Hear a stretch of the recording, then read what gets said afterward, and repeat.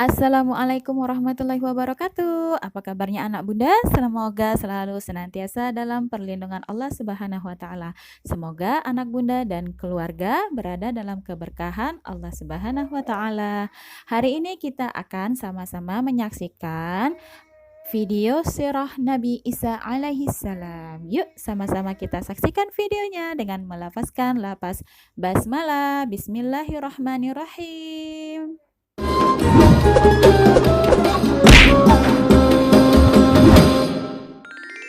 Kisah Nabi Isa alaihi salam. Kisah kelahiran Nabi Isa alaihi salam disebutkan beberapa kali dalam Al-Quran. Di antaranya dalam surat Ali Imran ayat 45 dan surat Maryam ayat 22 hingga 26. Diceritakan sebelumnya bahwa Allah Subhanahu wa taala menjadikan Maryam mengandung seorang anak atas kehendaknya. Jadi kelak bayi Isa lahir dari rahim ibunya tanpa campur tangan seorang ayah. Ini merupakan ujian yang berat bagi Maryam. Padahal Maryam dikenal sebagai perempuan yang taat beribadah dan menjaga diri dari laki-laki yang bukan mahramnya. Kehamilan Maryam merupakan bukti bahwa tidak ada yang mustahil bagi Allah. Namun, karena ketaatannya, Maryam berusaha menerima semua itu dengan ikhlas. Aku harus segera pergi dari sini sebelum ada yang melihatku. Tapi, kemana aku harus pergi? Maryam mengelus perutnya sambil tersenyum kecil. Sebaiknya aku mulai berjalan saja.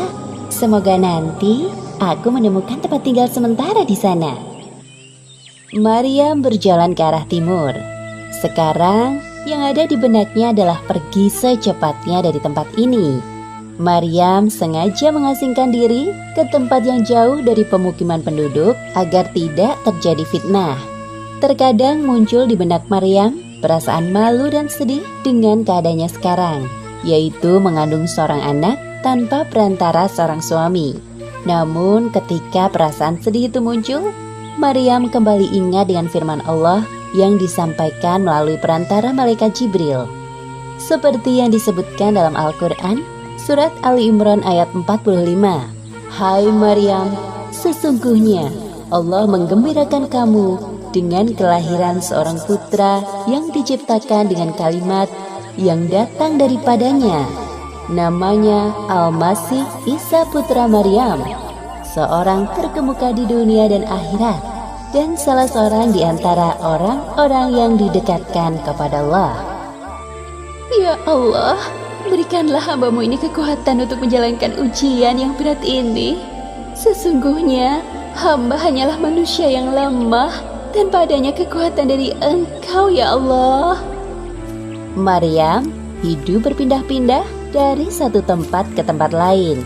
Hal itu ia lakukan agar tidak ada yang mencurigai perubahan bentuk perutnya yang mulai membuncit seperti perempuan hamil pada umumnya.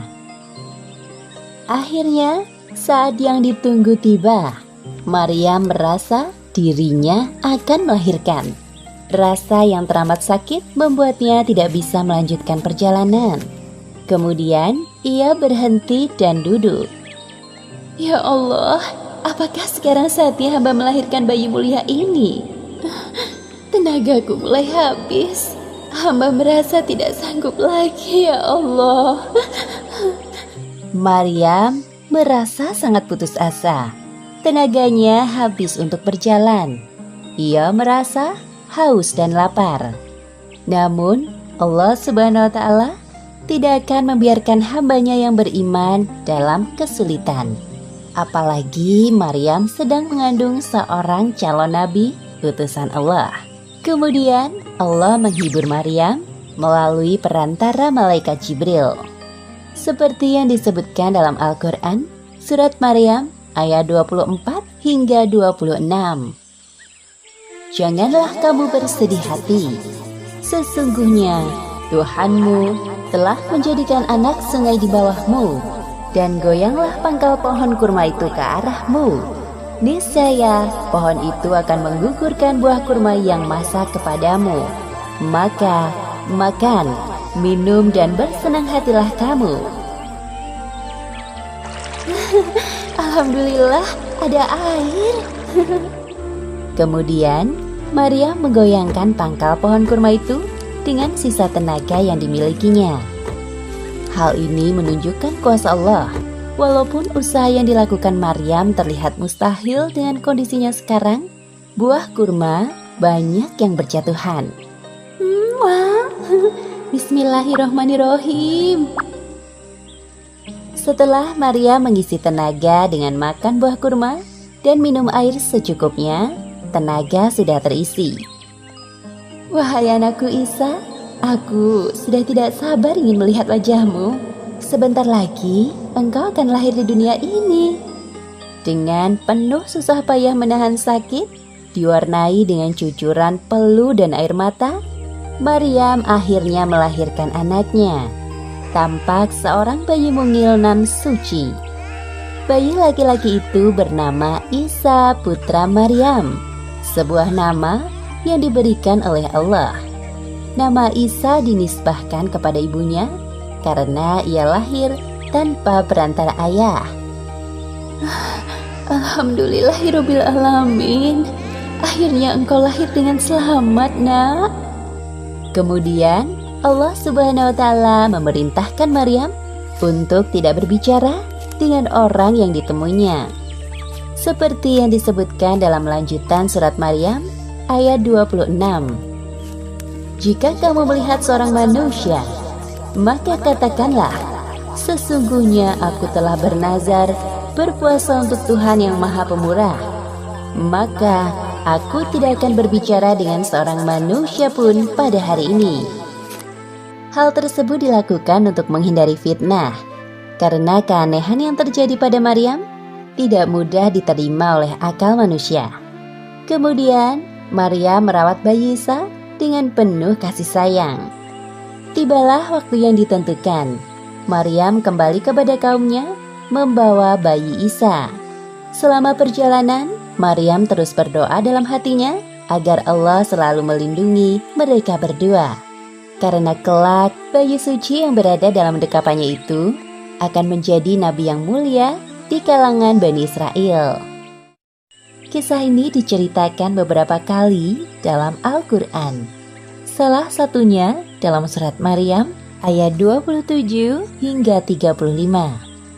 Setelah melahirkan bayi Isa, akhirnya Maryam kembali ke tengah-tengah kaumnya di Palestina.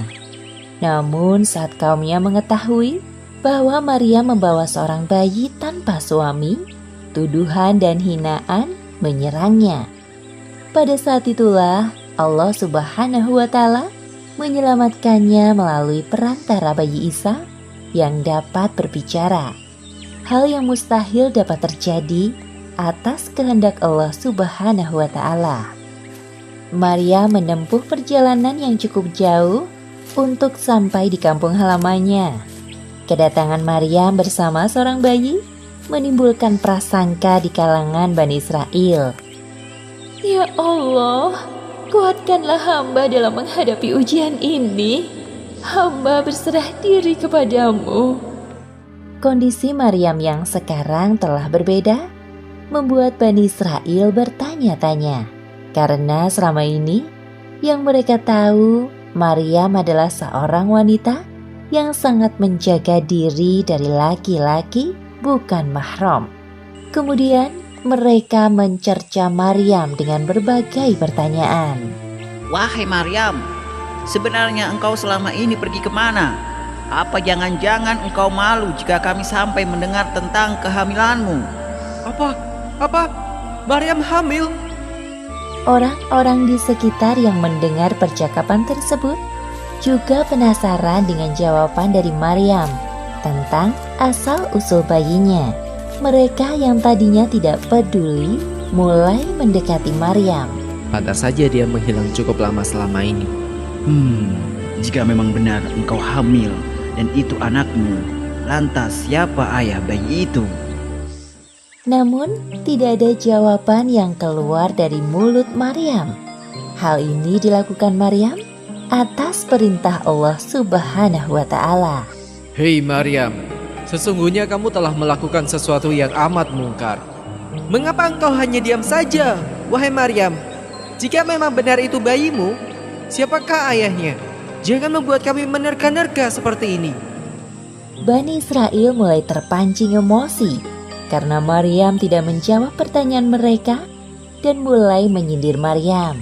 Padahal ayahmu sekali-kali bukanlah seorang yang jahat dan ibumu bukanlah seorang pezina. Maryam sangat sedih dan hancur mendengar tuduhan dari kaumnya. Apalagi orang tuanya juga ikut mereka hinakan.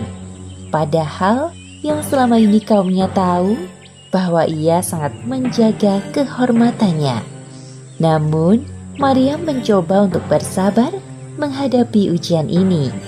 Wahai Maryam, sebenarnya siapa laki-laki yang telah membuatmu seperti ini? Bagaimana kami akan berbicara dengan anak kecil yang masih dalam ayunan?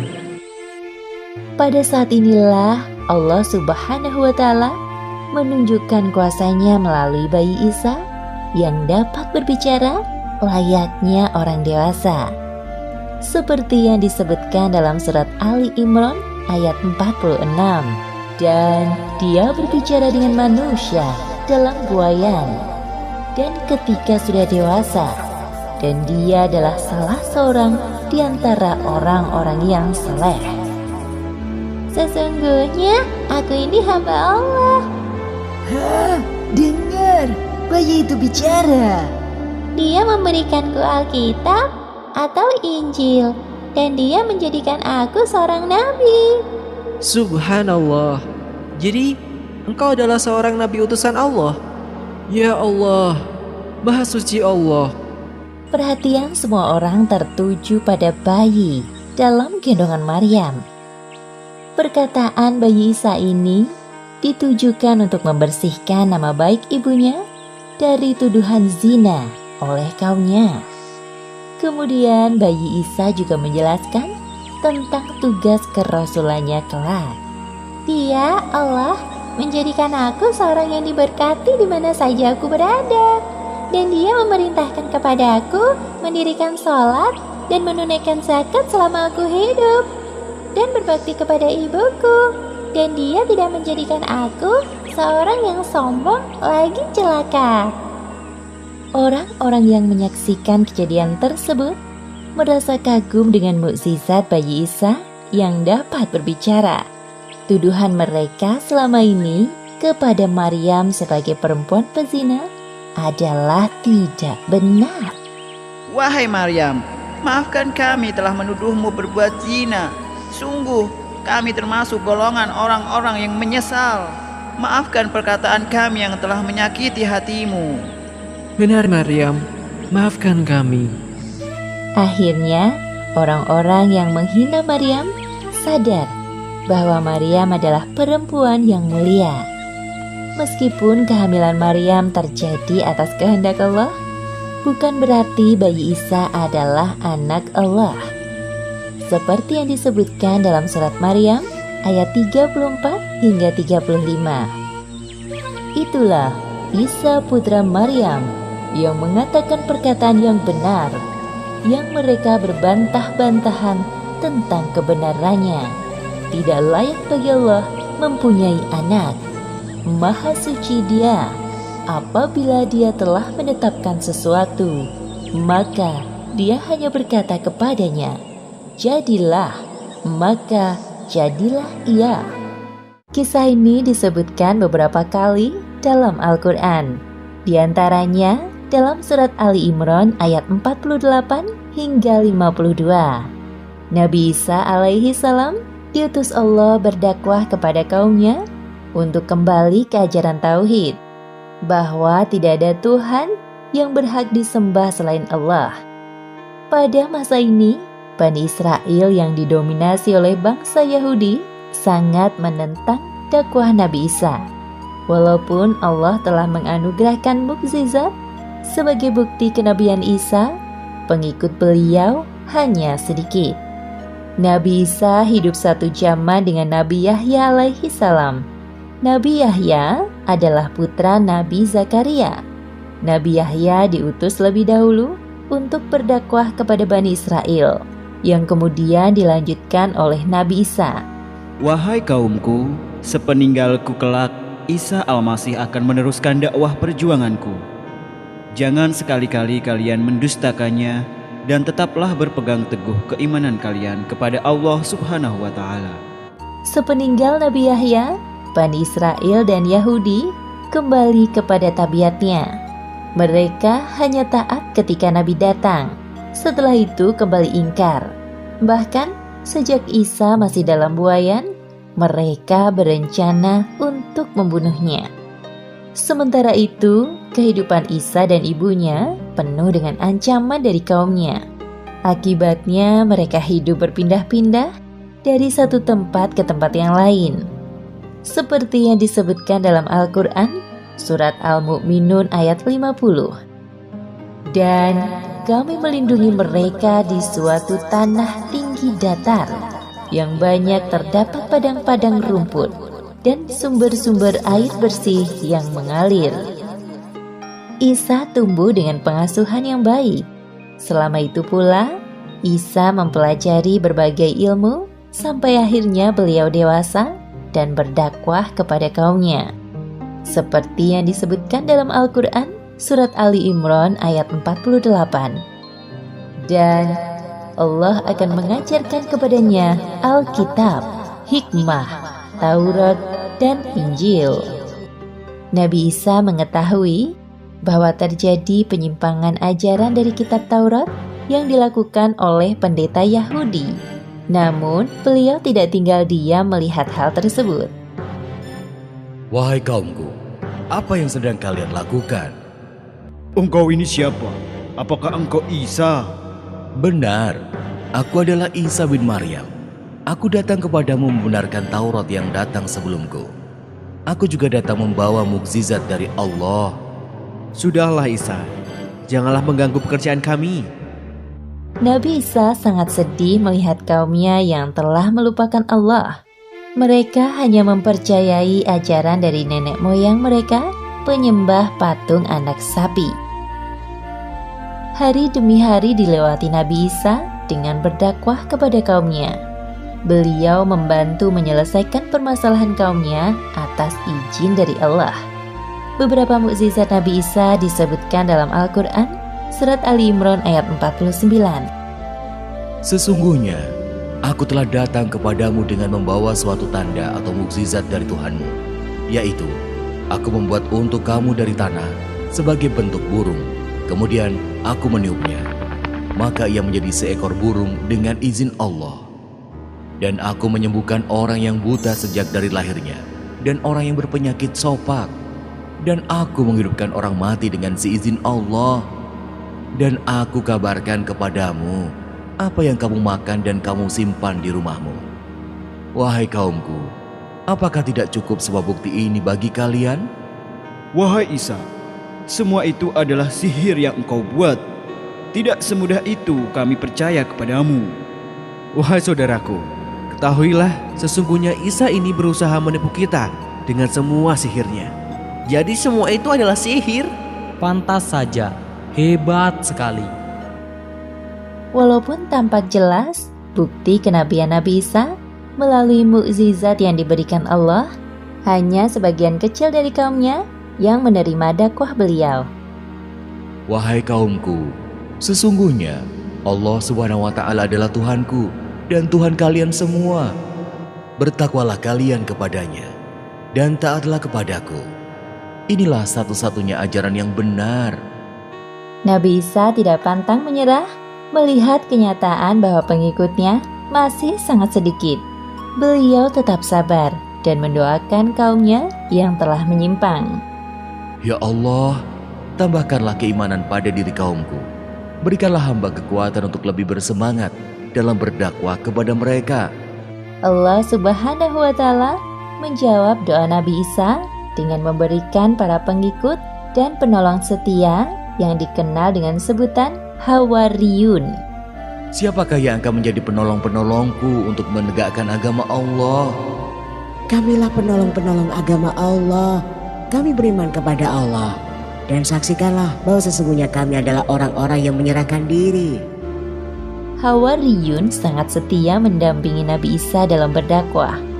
Nabi Isa juga mengirim beberapa di antara mereka untuk berdakwah ke pelosok negeri yang dibelenggu kesesatan. Wahai para sahabatku, pergilah kalian ke negeri Antakia yang penduduknya masih menyembah berhala. Ajaklah mereka untuk kembali kepada ajaran yang benar. Baiklah, jika itu perintahmu wahai Isa, kami akan berangkat ke negeri Antakia. Kaum Nabi Isa terpecah menjadi dua golongan, seperti yang disebutkan dalam Al-Quran, Surat As-Saff ayat 14. Lalu segolongan dari Bani Israel beriman, dan segolongan yang lain kafir. Maka kami berikan kekuatan kepada orang-orang yang beriman terhadap musuh-musuh mereka. Lalu mereka menjadi orang-orang yang menang. Demikianlah akhir kisah masa dakwah dan bukti kenabian Isa alaihi salam. Kisah ini disebutkan beberapa kali dalam Al-Quran. Salah satunya pada surat An-Nisa ayat 157 hingga 159. Dakwah Nabi Isa alaihi salam kepada kaumnya berjalan baik.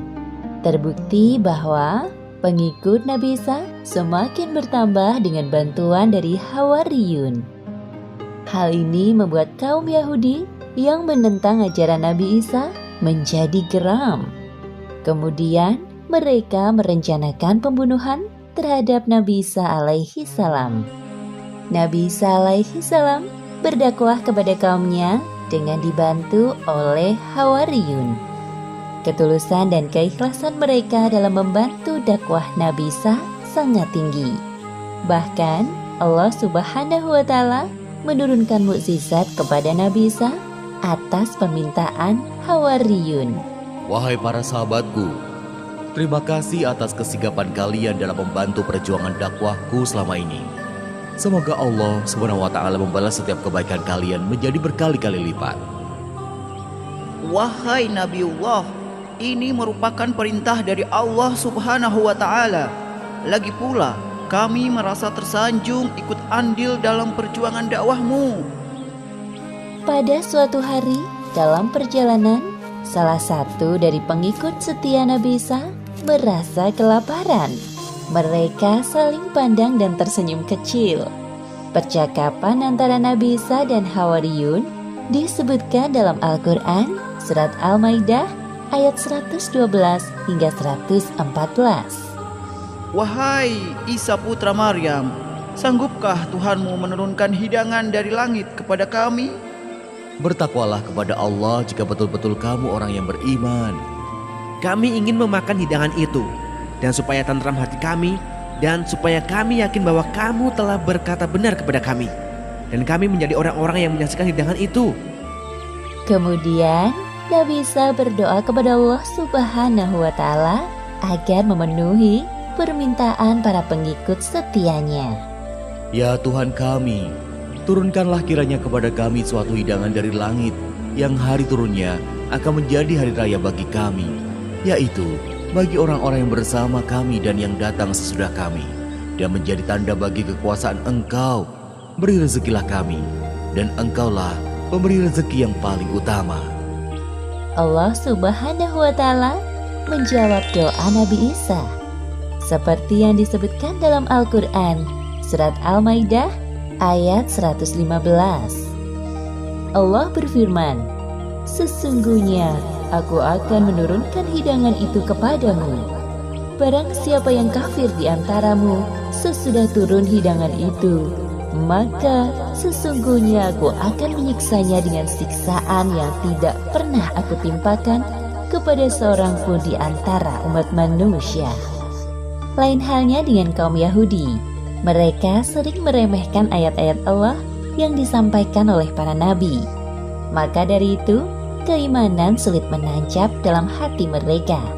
Maka saat datang Nabi Isa menyampaikan ajaran kebenaran, mereka memusuhinya. Wahai saudaraku, lihatlah pengikut Isa sekarang makin bertambah banyak. Bisa-bisa murid-murid kita diambilnya pula. Benar, Wahai saudaraku, pasti karena tipuan sihirnya, apalagi dia punya murid-murid yang setia. Kita tidak bisa diam saja dan menunggu keadaan berubah. Hanya ada satu cara untuk mengubah keadaan ini, yaitu melenyapkan Isa dari negeri ini. Nabi Isa alaihi salam selalu berdoa kepada Allah untuk menghadirkan keimanan di hati kaum Bani Israel dan Yahudi, semata-mata agar kaumnya mau kembali beriman kepada Allah Subhanahu wa Ta'ala. Salah satu tujuan dari dakwah beliau adalah mengabarkan tentang kedatangan Muhammad Sallallahu Alaihi Wasallam sebagai penutup para nabi. Wahai kaumku, berkumpullah sebentar. Ada hal penting yang ingin aku sampaikan kepada kalian. Sebuah kabar yang menggembirakan. Hal penting? Kabar gembira? Apa maksudnya? Orang-orang yang awalnya tidak peduli berbalik mendekati Nabi Isa. Mereka penasaran dengan kabar yang akan disampaikan Nabi Isa. Kabar gembira apa, wahai Isa? Cepat katakan, jangan membuang-buang waktu kami. Iya, cepatlah katakan sekarang. Wahai kaumku, cepat atau lambat, kelak saat ajal tiba, aku akan meninggalkan kalian. Aku tidak ingin kalian menjadi kaum yang zalim selama-lamanya. Hal penting yang ingin aku sampaikan ini adalah tentang Rasul penerusku. Beliau adalah Rasul penutup para nabi. Maksudmu Rasul terakhir? Iya, benar. Namanya Ahmad atau Muhammad. Dia lahir di daerah yang tumbuh banyak pohon kurma. Apa?